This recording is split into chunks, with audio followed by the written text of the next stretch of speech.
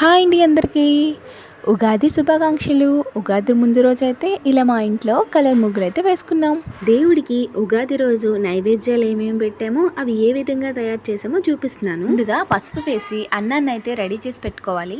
పులిహార చేయడం కోసం శనగగుడ్లు, ఆవాలు, జీలకర్ర, ఎండు మిరపకాయలు, పచ్చిమిరపకాయలు, శనగపప్పు, అల్లం ముక్కలు, కరివేపాకు అన్నిటిని కూడా సిద్ధం చేసి పెట్టాం. చింతపండు ముందుగానే నానబెట్టుకొని ఉంచుకోవాలి.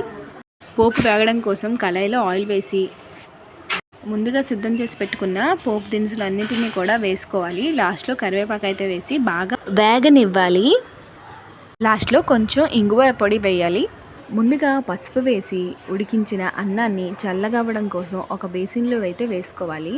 అలా వేసుకున్న దాంట్లో వేగిన పోపు మొత్తాన్ని కూడా వేసి ఇలా ఉంచాలి. తర్వాత మనం ముందుగా నానబెట్టుకున్న చింతపండు రసాన్ని అయితే తీసుకొని ఆ రసాన్ని కళాయిలో అయితే వేసుకొని అందులో సాల్ట్ వేసి బాగా దగ్గర పడ్డాక పోపు వేసి పెట్టుకున్న అన్నంలో వేసుకొని బాగా కలుపుకుంటే మన పులిహోర అయితే రెడీ అవుతుంది.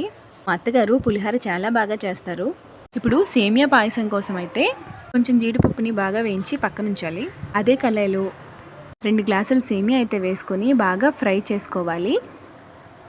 గిన్నెలో 2 గ్లాసులు నీళ్లు వేసి అందులో కొంచెం పంచదార వేసి కరగనిచ్చాక మనం ముందుగా ఫ్రై చేసుకున్న సేమియాని అంతటిని కూడా వేసుకోవాలి. ఇప్పుడు 1 గ్లాస్ పాలైతే ఇందులో వేసుకోవాలి. కొంచెం షుగర్ వేసాం కాబట్టి టేస్ట్ కోసం మిల్క్ మేడ్ అయితే ఒక 2 స్పూన్ల దాకా వేసుకుంటున్నాం. మనం ముందు ఫ్రై చేసి పెట్టుకున్న జీడిపప్పునైతే పైన వేసుకొని స్టవ్ ఆఫ్ చేసి దించుకోవడమే. అందరికీ పరాభవనామ సంవత్సర శుభాకాంక్షలు. Thank you for watching. Please like.